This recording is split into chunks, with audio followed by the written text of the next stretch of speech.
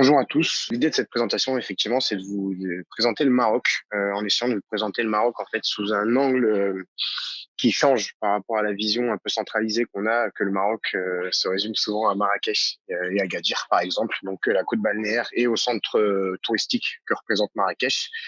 Donc l'idée avec l'emblème Terre de Lumière, c'est de présenter en fait le Maroc sous sa plus belle diversité. Donc c'est de vous présenter le nord, c'est de présenter en fait tous les attraits de cette destination via un itinéraire qu'on va pousser avec l'Office de tourisme national du tourisme marocaine, euh, que je vais vous présenter tout à l'heure, tout en restant en fait sûr de ses classiques. Donc, après une présentation générale de la destination, je vais vous présenter en fait par étape le nouvel itinéraire qu'on va pousser en plateforme. Je vais ensuite vous reparler rapidement des classiques, donc Marrakech, Essaouira, Agadir et Tarazout. Et ensuite, on finira, comme vous avez l'habitude, par le bon à savoir. Donc le Maroc, pour ceux qui ne le savent pas, donc c'est au nord de l'Afrique, donc au Maghreb. C'est un pays qui s'étend le long en fait de la Méditerranée et de la côte atlantique principalement, et dont la capitale est Rabat et non pas Marrakech. Si on se parle de la destination, donc c'est une destination justement qui est très variée et qui offre divers points d'intérêt touristique, donc que ce soit entre modernité et tradition, avec une vraie richesse culturelle. Donc on entend souvent parler des médinas, donc les médinas qui sont la vieille ville entourée de remparts dans chaque ville marocaine, les riads qui sont les logements typiques marocains dans les médinas et donc Maroc est très connu pour la qualité de ses riads justement, les casbahs également qui sont les forteresses qu'on trouve dans les villes impériales notamment.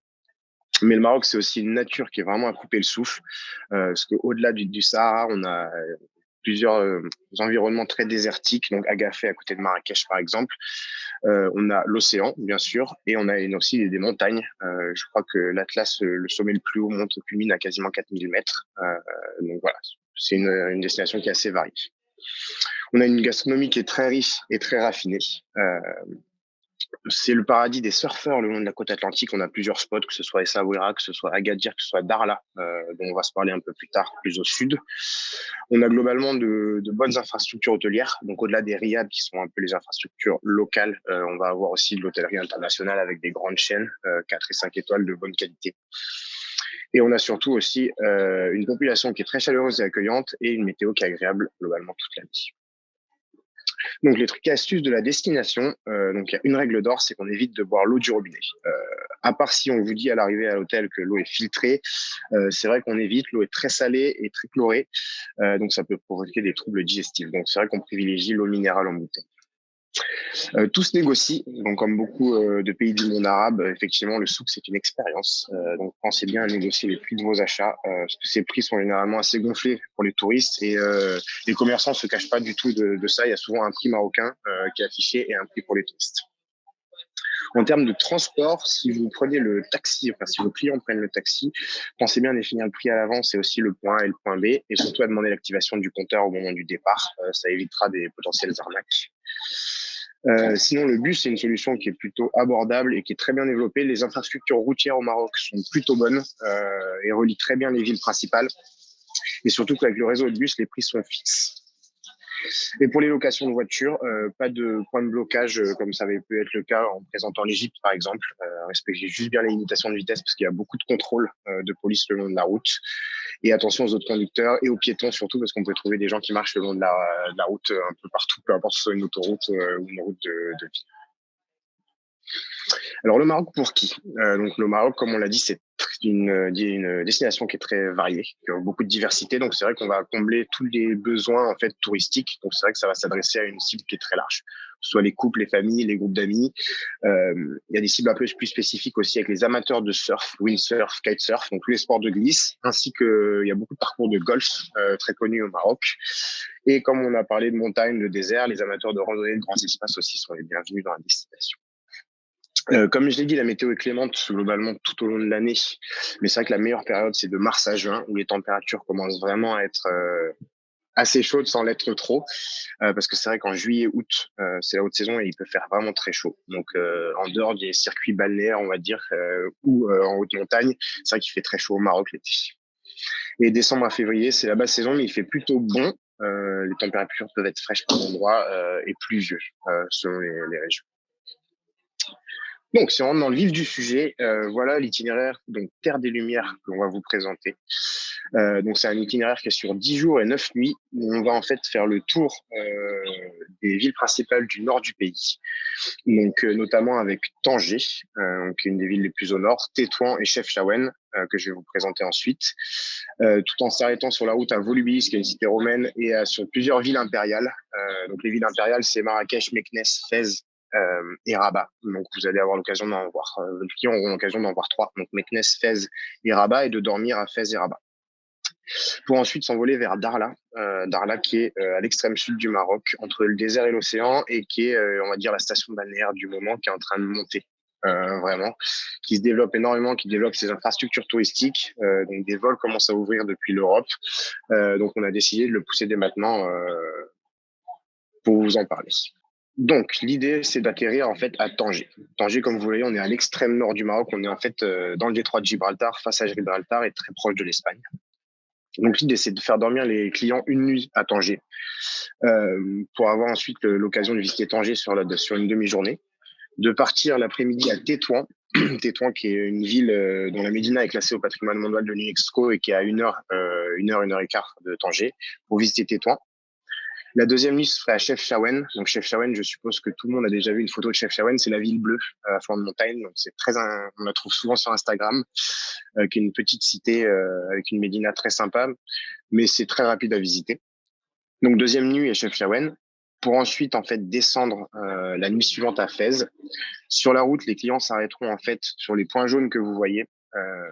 Donc pour visiter Meknès, une des villes impériales, mais pour visiter également Volubilis, qui est une cité romaine très conservée, qui est un des plus grands sites romains d'Afrique, et Moulay Idriss, pardon, qui est un lieu de pèlerinage très connu au Maroc, mais je vous en dirai plus tout à l'heure. Après 2 nuits à Fès, les clients donc iront visiter Rabat, donc Rabat qui est la capitale administrative du Maroc, à la demi-journée, puis après avec un petit peu de temps libre dans la ville. Avant de partir donc à Casablanca juste pour la matinée, visiter la grande mosquée, pour prendre un vol, parce que en fait les vols domestiques pour Darla se font principalement de Casablanca. Il y a environ 2 heures de vol. Voilà pour illustrer un peu ce que je vous disais. Darla, on est vraiment tout au sud, donc prendre un vol pour Darla, ici même, où là on est vraiment en fait dépaysé entre le Sahara et l'océan. Et voilà, Darla, l'idée, c'est d'y passer 4 nuits pour avoir le temps de découvrir des activités nautiques, des activités dans le désert et de prendre un peu, on va dire, de ressentir un peu l'atmosphère de cette ville qui est en train de monter. Donc, si on commence par Tanger. Donc Tanger, si on devait faire un résumé, c'est une ville d'inspiration artistique. Inspiration artistique, pourquoi? Parce que c'est une ville qui est extrêmement cosmopolite. C'est une ville qui a, du fait de sa position en fait stratégique entre la Méditerranée et l'Atlantique et face à l'Espagne, qui a été extrêmement convoitée dans le passé. Donc qui a été conquis par, on va dire, l'ensemble des peuples de Carthagène aux Romains, mais également par l'ensemble des peuples arabes, puis par les Européens. Donc c'est vrai que c'est une ville qui est très cosmopolite, mais aussi qui a su garder en fait son charme, on va dire marocain, et son authenticité.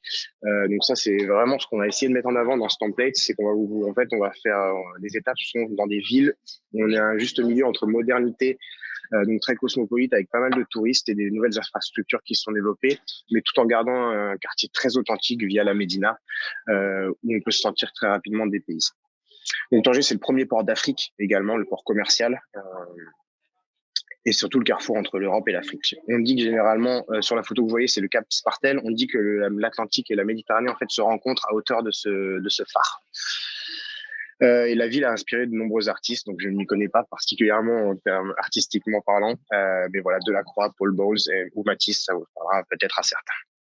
Ce qu'on a à faire à Tanger, donc on a la Médina, qui est assez particulière parce que autant dans certaines villes comme Marrakech où la Médina est très rouge de pierre, ou à Essaouira où c'est très blanc, la Médina de Tanger est très colorée et surtout très fleurie parce que les habitants aiment beaucoup la verdure et ils le font ressentir dans le sens où on va trouver énormément de plantes un peu partout dans les petites ruelles de la Médina. Donc c'est vrai que ça donne un côté assez frais et sympathique. La Casbah, donc la Médina, donc je reprends, c'est la vieille ville entourée de remparts dans une ville. La Casbah, c'est généralement la forteresse qui se trouve dans la Médina et qui surplombe un peu la ville. Le phare de Cap Spartel, donc je vous l'ai expliqué, c'est un phare avec une superbe vue sur le détroit de Gibraltar à visiter. La grotte d'Hercule, ce sont des grottes à 15 km en fait de Tanger, qu'on peut visiter très facilement avec une petite randonnée, et où en fait, une fois dans les grottes, on a une ouverture sur la mer qui est juste magnifique. Donc c'est un des points principaux en fait d'intérêt aussi de la ville. Une petite balade aussi le long de la corniche, c'est toujours très sympa, surtout vu que grâce à la vue sur le détroit de Gibraltar, et surtout parce que Tanger aussi est proche de Tétouan, dont la médina est classée au patrimoine mondial de l'UNESCO. Donc là, j'ai essayé d'articuler, on va dire, ce qu'on recommande sur le template qu'on va pousser, mais tout en vous expliquant ce qu'on a aussi en catalogue à côté, si jamais les clients veulent pas forcément pour réserver les activités qui sont incluses dans ce catalogue. Donc, sans m'éparpiller là-dessus, nos recommandations, c'est de faire une demi-journée à la découverte de Tanger, donc de visiter les points d'intérêt que je vous ai mentionnés tout à l'heure en privatif, et ensuite en fait de partir sur le reste de la journée à Tétouan, donc à 1h10, 1h15 de voiture, pour visiter Tétouan, en fait dont la Médina, en fait Tétouan c'est une ville qui fait très andalou, donc tous les murs sont blancs, et la Médina est particulière dans le sens où c'est une des rares médinas qui a un découpage géographique où on va trouver des quartiers selon certaines thématiques et certaines atmosphères. Donc on a un quartier juif, un quartier berbère et un quartier andalou. Donc c'est ce qui la rend vraiment particulière. Et donc Tétouan fait partie des vrais points d'intérêt donc de la région. Si jamais les clients veulent réserver autre chose, on a une journée complète découverte de Tanger, donc avec les mêmes visites, mais du coup en prenant un peu plus son temps, peut-être en prenant plus de temps dans la Médina par exemple pour ressentir l'atmosphère si particulière. Ou sinon on a une excursion plutôt gastronomique, culinaire, donc Tanger côté saveur où on a en fait 6 dégustations dans la ville, dans la Médina principalement, et un déjeuner local. Je vous ai remis une sélection d'hôtels favoris. Donc si jamais un jour vous avez un doute ou une demande sur un hôtel particulier, voilà, selon les critères luxe, un rapport qualité-prix, emplacement central dans la Médina et juste un riad, euh, vous avez quelques recommandations avec le prix d'appel. Faut savoir que globalement, comme je l'ai dit, on a une infrastructure hôtelière qui est de très bonne qualité, surtout sur la partie riad. Donc c'est vrai que je vous en ai mis 3 parce que la maison de Tanger est aussi un riad, mais on pourrait en avoir honnêtement des dizaines. C'est juste que ceux-là on les vend et donc on sait qu'on a des bons retours là-dessus. Donc je vous conseille de pousser ces hôtels-là en priorité. Ensuite, donc pour Chefchaouen, on est environ à 1 heure et quart de Tétouan, donc on va dire 2 heures de Tanger. Donc on appelle ça la perle bleue du Rif. La perle bleue du Rif, pourquoi? Parce que la ville est bleue. Tous les bâtiments sont bleus, ce qui lui donne un côté très particulier, et surtout aussi pour le cadre naturel en fait de son emplacement qui est à flanc de montagne. D'ailleurs, pour la petite anecdote, en fait, Chefchaouen est souvent appelé Chaouen, et Chaouen, ce qui veut dire corne en berbère, et en fait qui fait référence aux 2 sommets qui entourent la ville, comme s'il y avait 2 cornes qui sortaient du sol. Voilà. Et donc pour la petite histoire également, mon Chefchaouen c'est tout petit, c'est-à-dire qu'en 1 heure et demie, on peut voir globalement les principaux centres d'intérêt de la ville, qui sont la Casbah, la mosquée Bouzafar, avec son panorama. En fait, c'est une mosquée espagnole qui nécessite une grosse vingtaine de minutes de marche pour monter en fait sur la colline et pour avoir vue sur l'ensemble de la ville et les environs. La Médina, bien entendu, avec ses ruelles bleues, qui est de toute façon le principal point d'intérêt de la ville, c'est la ville en elle-même, avec sa couleur, avec sa Médina. On a des cascades à visiter effectivement aussi à une demi-heure de Chefchaouen, et on a un grand parc national en fait qui entoure la ville. Et donc la couleur bleue, en fait, il faut savoir que Chefchaouen n'était pas du tout bleu à l'époque. De base, c'est une ville aussi aux influences très espagnoles, où en fait les murs étaient blanchis à la chaux. Donc toute la ville était blanche, et c'est juste à l'arrivée en fait d'une communauté juive, je ne saurais plus vous dire à quel siècle, euh, mais dont la couleur bleue est très présente dans la religion. Certaines maisons ont commencé à être colorées en bleu, et donc l'ensemble des habitants ont commencé à suivre on va dire cette tendance, et c'est comme ça que la ville est devenue bleue. Et comme ça a très bien marché d'un point de vue touristique, on va dire que l'architecture a continué ainsi. Donc, au départ de Chefchaouen, donc sur la journée 3, si je ne me perds pas, la recommandation, donc, ça va être sur le chemin entre Chefchaouen et Fès, ça va être de partir à la découverte de Meknès, qui est une des villes impériales, et de sa région. Dans sa région, en fait, on va inclure Volubilis. Donc, Volubilis, qui est une grande cité romaine qui est très bien conservé. Et je crois que c'est l'un des sites les plus anciens d'Afrique également. C'est ce que vous voyez sur la photo. Euh, Donc Volubilis qui nécessite quelques heures de visite, mais aussi Moulay Idriss. En fait, Moulay Idriss qui est un lieu de pèlerinage parce que ça abrite en fait c'est une petite ville à flanc de colline également qui abrite le sanctuaire de Idriss Ier qui est le fondateur de la première dynastie marocaine. Et en fait, à la fin du mois d'août tous les ans, il y a plusieurs millions en fait de pèlerins musulmans qui se déplacent vers cette ville, donc, qui est très reconnue pour ça. Donc, au-delà de cette petite notion historique, c'est une ville qui est très sympa, avec beaucoup de petites ruelles également, qui est dans un cadre complètement naturel également. Donc, pourquoi vous voyez deux fois la même activité aussi? Je m'explique. C'est parce que dans la première activité recommandée, en fait, on a le transfert depuis Chefchaouen à l'aller et le transfert retour directement à Fès pour dormir à Fès. Celui qui est également en catalogue, c'est qu'on a le transfert aller-retour à Chefchaouen, si jamais des clients veulent rester plus longtemps à Chefchaouen. Ou sinon, on peut conseiller tout simplement une journée libre si les gens veulent profiter un peu plus longtemps de la ville, une journée libre à Chefchaouen. Je perds pas trop de temps sur les hôtels, mais voilà, vous avez 4 recommandations de riad de très bonne qualité et très bien situées à Chefchaouen. Et donc, nous arrivons à Fès. Donc Fès, qui est la capitale religieuse et spirituelle du Maroc, qui se situe, si on part de Chefchaouen, ça fait un petit peu loin. C'est pour ça qu'on préconise de faire l'activité Volubilis, etc. avant. On a 3h30 de route. Donc Fès est surtout connu en fait pour sa médina, Fès El Bali, qui est la plus grande médina du Maroc et qui est la plus ancienne également. Donc ce qu'on vous conseille en fait, c'est juste de passer énormément de temps dans la médina. D'ailleurs en fait dans l'activité qu'on vend, une journée de découverte de la ville, il y a quasiment la moitié de la journée en fait où les clients juste s'imprègnent en fait de la médina. C'est une médina en fait déjà qui est très atypique parce qu'on trouve que ce soit des bâtiments et des structures ou de l'artisanat qu'on ne trouve pas dans les autres médinas, typiquement les tanneries de cuir. On le voit, on le ressent énormément à l'odeur, par exemple, mais également au visuel, parce que c'est beaucoup de couleurs et on voit les artisans en fait dans les tanneries en plein air. Donc c'est très intéressant. Mais également en fait ce qu'on appelle les médarsas, qui sont en fait des anciennes écoles coraniques qui ont été transformées en couvents et dont l'architecture est juste magnifique. C'est beaucoup de mosaïques par exemple, avec beaucoup de couleurs. Donc c'est vrai qu'on en trouve plusieurs dans la ville qui sont des vrais points d'intérêt, des vrais points de diversification par rapport à d'autres médinas par exemple. Et aussi, en fait, la ville abrite la mosquée Karawin, en fait, qui est la plus vieille université musulmane au monde. Donc voilà, il y a pas mal de points historiques. C'est pour ça qu'on dit souvent que dire que c'est la capitale spirituelle. Donc, recommandation, bien entendu, de passer une journée complète. C'est pour ça qu'on a mis 2 nuits dans l'itinéraire à Fès, passer une journée complète, en fait, à la découverte de Fès. Mais en catalogue, on a également une demi-journée. Si les clients veulent y passer moins de temps et peut-être avoir surtout du temps libre l'après-midi.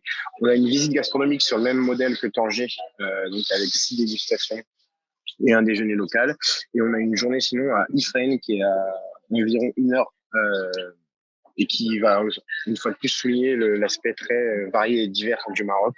Ifrane, ça peut s'appeler la petite Suisse du Maroc pour son architecture, comme vous voyez sur la photo, et parce qu'en hiver, c'est vraiment complètement enneigé.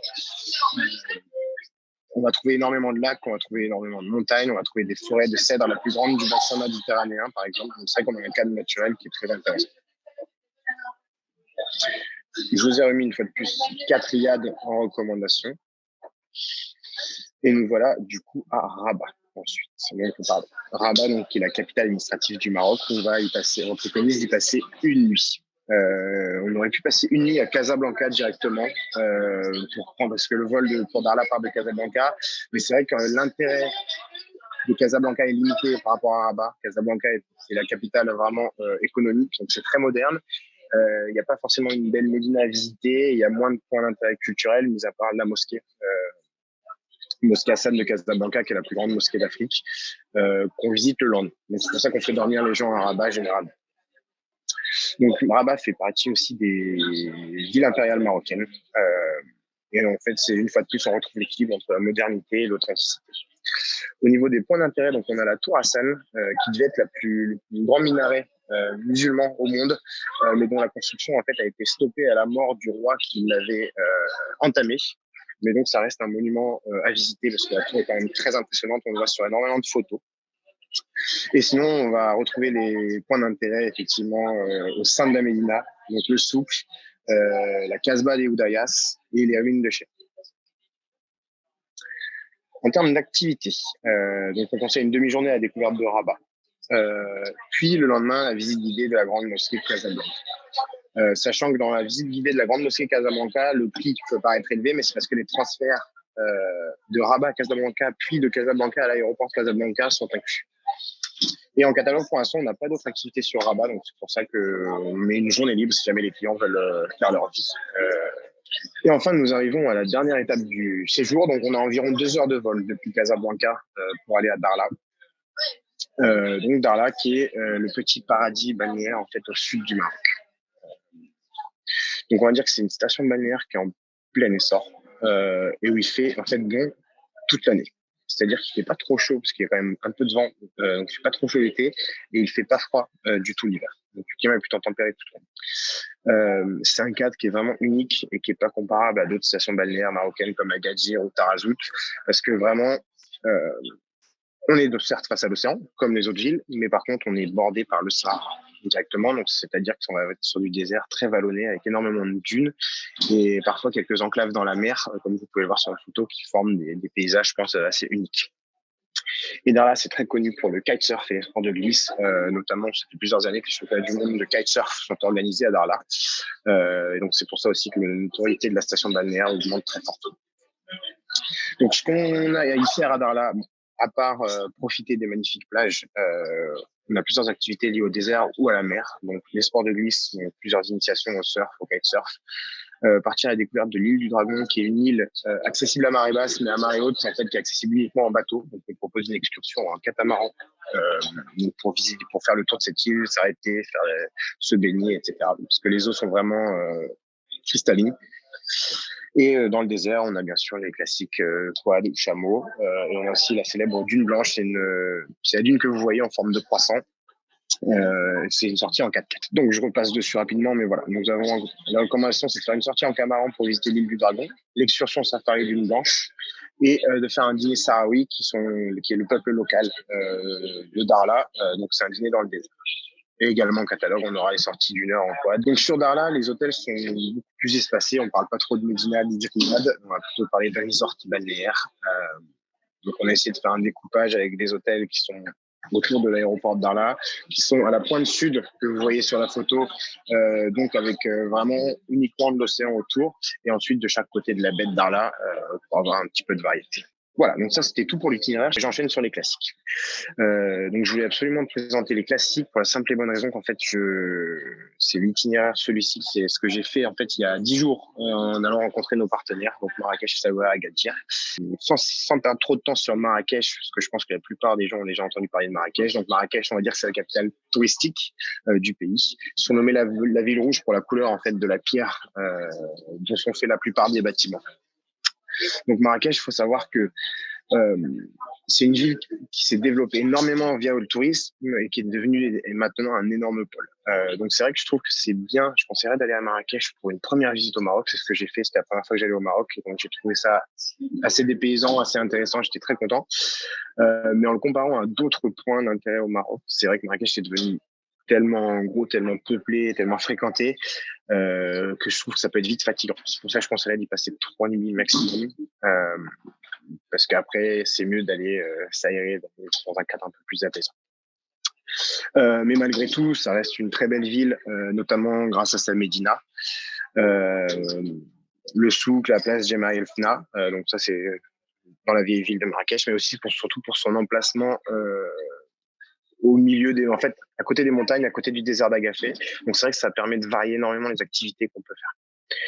Donc typiquement, tout ce qui est randonnée dans la vallée de l'Ourika et découverte des villages berbères peut être très intéressant. C'est seulement à 30 ou 45 minutes de route. Et c'est vraiment intéressant.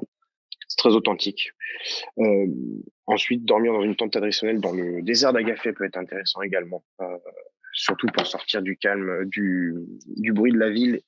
Et effectivement, à seulement une demi-heure, on a un cadre qui est complètement loin de tout, très reposant.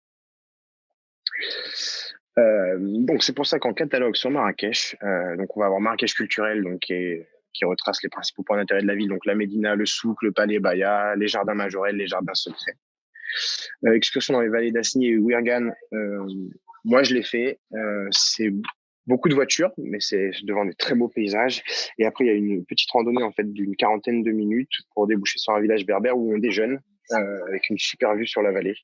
Donc c'est vrai que c'est vraiment très sympa. Les Berbères sont des gens d'ailleurs très accueillants. On voit notamment les enfants aller à l'école.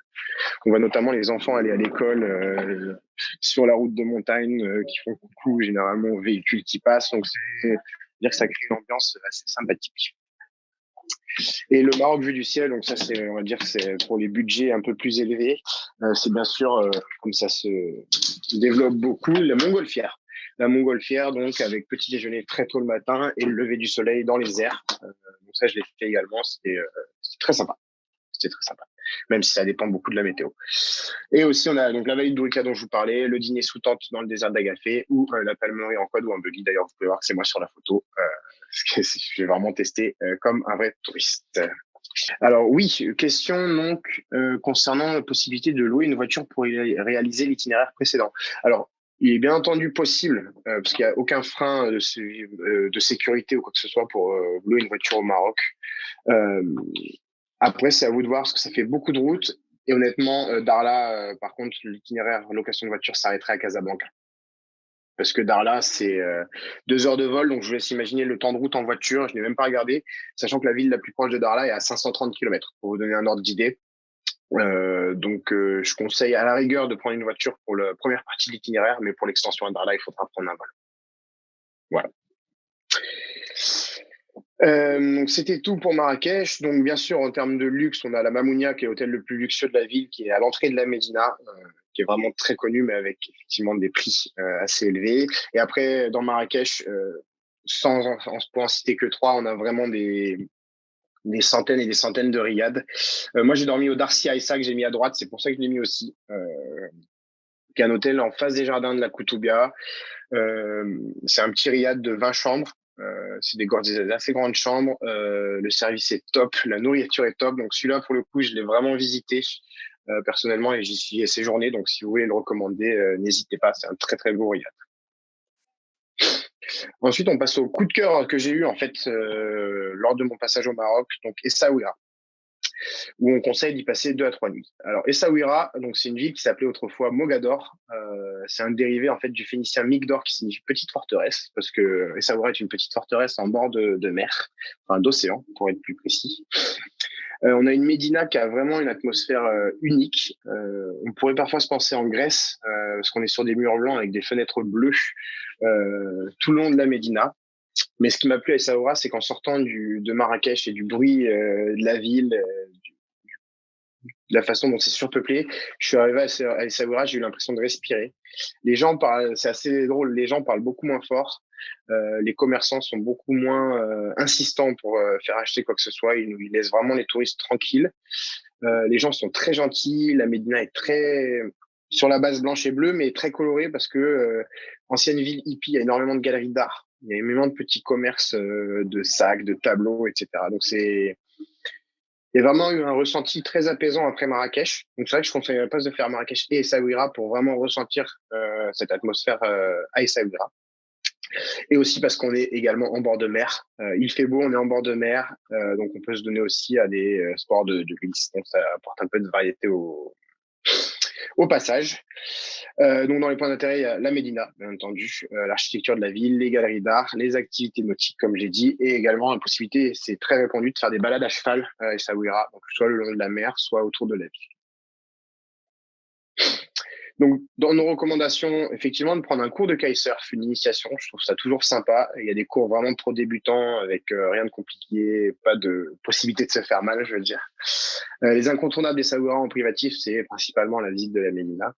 Balade à cheval, comme vous pouvez le voir, c'est moi également. Alors personnellement, le cheval, c'est pas ma passion, mais c'est vrai que c'était très agréable de se balader le long de la mer à cheval. Et sinon, on a des randonnées dans les environs et il y a beaucoup de centres de production en fait de l'huile d'argan, donc de visites de coopératives de femmes qui récoltent l'huile d'argan dans les champs, qui ensuite décoquent et récupèrent en fait le, le germe, si je puis dire, pour extraire l'huile d'argan ensuite. Donc c'est vrai que c'est assez sympa de visiter pour comprendre le processus de fabrication.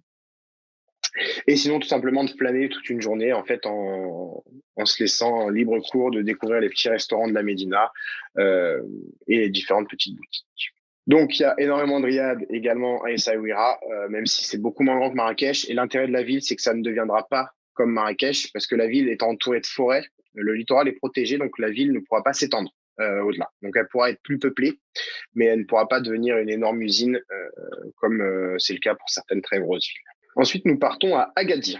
Donc Agadir, qui est à environ 2 heures, 2 heures et demie d'Essaouira. La route qui longe la côte, d'ailleurs, est très sympa. Je conseille plutôt de le faire en milieu, fin d'après-midi pour avoir la vue de jour et surtout la vue avec le coucher de soleil qui est superbe. Donc Agadir, on va dire que c'est la station balnéaire la plus connue au Maroc. Il fait beau globalement toute l'année. Il y a une offre hôtelière qui est assez variée. Je vais pas trop m'attarder sur Agadir pour la simple et bonne raison que de ce qui est ressorti de la part des locaux, Agadir est plutôt en perdition en termes de qualité. Donc il y a beaucoup d'hôtels qui ont fermé pendant le Covid et qui ont été laissés un petit peu à l'abandon. Il y a pas mal de travaux dans la ville. Moi, j'y ai passé une après-midi pour voir un petit peu et prendre conscience de tout ça. Et donc la qualité de de l'infrastructure hôtelière pour le coup à Agadir est vraiment plus basse. Bon, en parallèle, on se retrouve avec des prix plus attractifs, mais voilà, je ne conseillerais pas forcément pour un séjour balnéaire d'aller à Agadir en priorité. Je conseillerais surtout pour ceux qui veulent trouver des prix un peu plus abordables et être dans une ville malgré tout, parce qu'effectivement, il y a un souk, il y a une promenade, il y a une marina, donc il y a pas mal de choses à faire. Et on a quelques points d'intérêt malgré tout autour d'Agadir, donc Taroudan, Tizmit, qui sont soit des villages de pêcheurs, soit Taroudan, en fait, c'est la petite Marrakech. Donc c'est Marrakech il y a quelques années selon les locaux. Et il y a le Tarazout que je vais vous présenter juste après, donc qui est un spot de surf très connu à 20 minutes d'Agadir. Donc concernant Agadir, on a malgré tout un beau portefeuille d'activités. Donc une visite des souks d'Agadir et de la Médina avec des dégustations. La vallée du Paradis, donc c'est une grande vallée assez désertique qui est à une demi-heure d'Agadir, qui est très sympa à visiter pour les amateurs de randonnée notamment.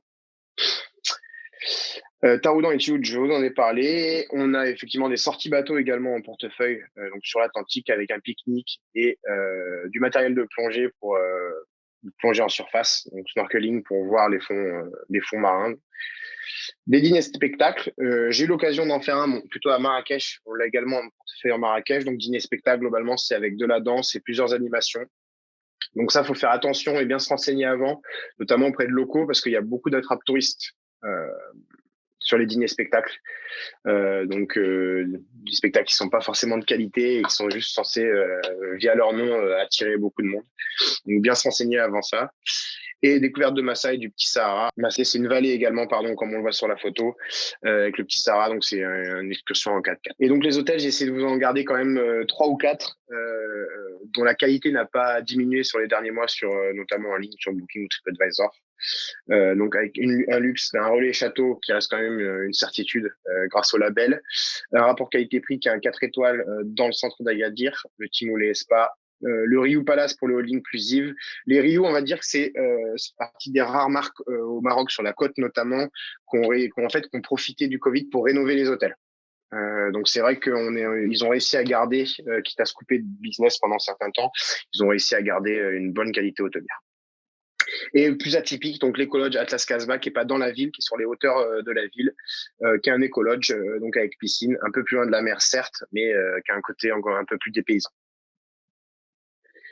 Et je finis donc avec Tarazout. Donc Tarazout, qui est un petit village de pêcheurs à 20 minutes d'Agadir, mais qui se positionne en station balnéaire un peu plus haut de gamme que Agadir et on va dire plus dépaysante encore, parce que mis à part ce petit village-là, ensuite c'est des longues plages assez sauvages avec des hôtels répartis tous les 500 ou 800 mètres, avec des chaînes internationales notamment, donc des beaux resorts, donc de type Hilton, Fairmont, Hyatt, Radisson aussi.